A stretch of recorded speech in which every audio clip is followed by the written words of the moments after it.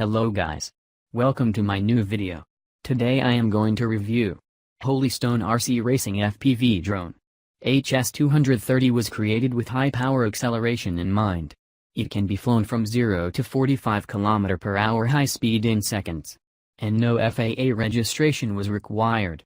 You can get confidence by using a low speed mode, then switch to a high speed mode for a bigger challenge and max maneuverability. That means it is not only suitable for beginners but also experienced pilots. Execute acrobatic loops and 360-degree aileron rolls. Either outside or indoors via the remote control, you can enjoy more fun and surprise rides.